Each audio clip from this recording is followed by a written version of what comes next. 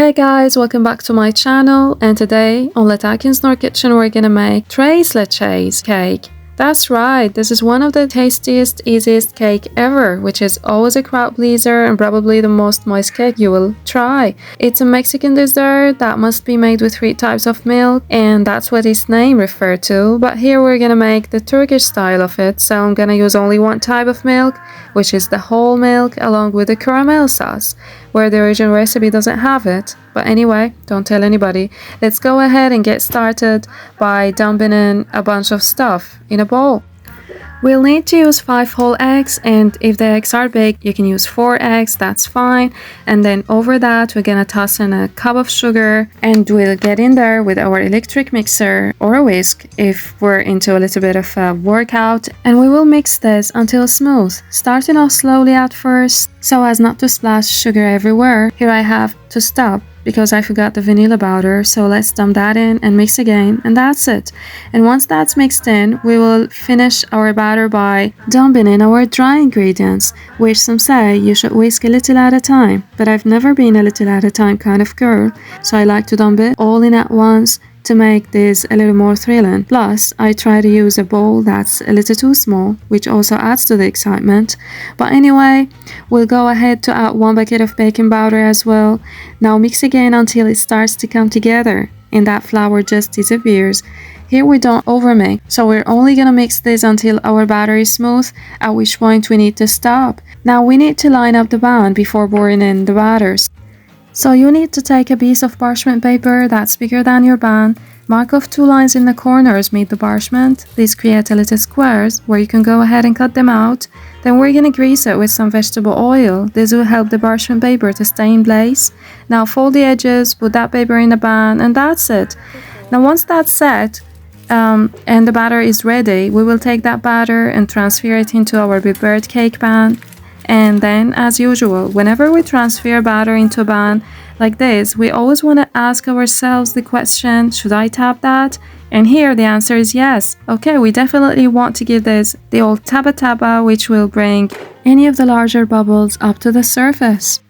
Which, by the way, would not be a problem, but I'll give it a few taps anyway, and that's it. It's ready now to transfer into the center of 160 oven for about 1 hour, maybe a few minutes more. Meanwhile, let's go ahead to prepare the caramel sauce. So you need some sugar and a heavy saucepan. Now we're gonna go over to the stove, place our heavy saucepan on low heat, and we don't need to stir that sugar. Wait only for that sugar to start melting by itself.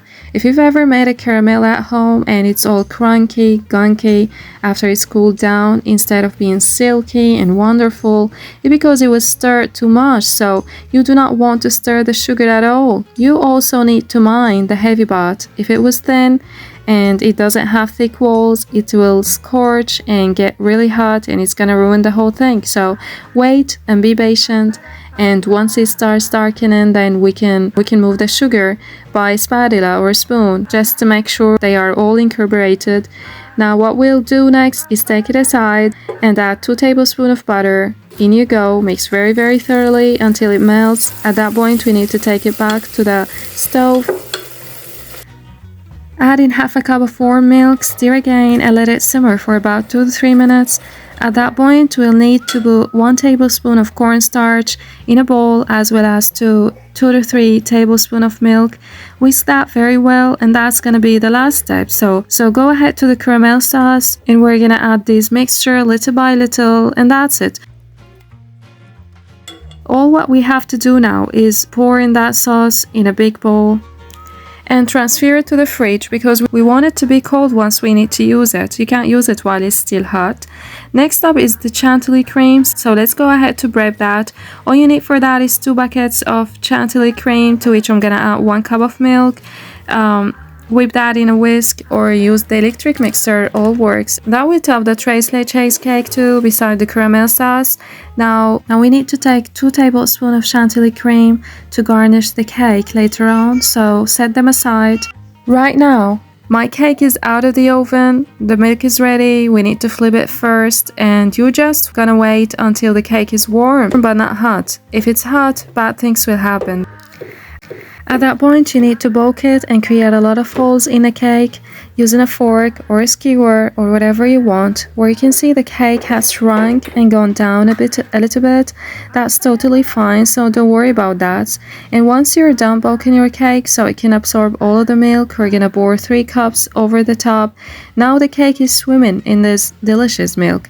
Now cover it and pop it in the fridge so it can chill for an hour before we add our frosting on. And now we can assemble our cake. Look at that!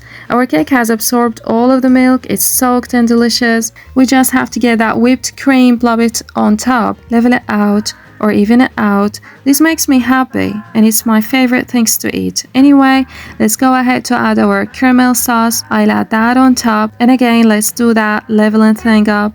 I'm using a hair spatula, and I'm gonna finish in the cake off with some whipped cream, which I put in a piping bag to draw some lines on the cake. After that, we're gonna run through a toothpick back and forth through the lines to give it that herringbone appearance. At that point, we're gonna take it to the fridge, let it cool a little bit. These are traditionally served cold. Now we're gonna take a piece, transfer it to a plate, and then feast your eyes with one of the greatest sights in the history of the culinary arts. Ladies and gentlemen, tres leches. Oh my god, I'm not sure if I can finish this video, it takes my breath away.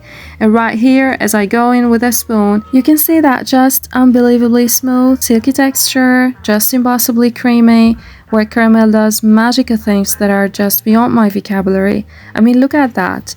I really do hope you give this a try soon. This thing is just a crowd pleaser, and as you saw, fairly simple to make, so head over to the description box where you can see the ingredients and the amounts as usual. It's a restaurant quality recipe where you can easily make at home, and if you liked my video, please make sure to subscribe, like, follow and share so you can help me get more people to reach Latakians Nor Kitchen. Be happy, have fun, and as always, thank you for watching. Bye bye.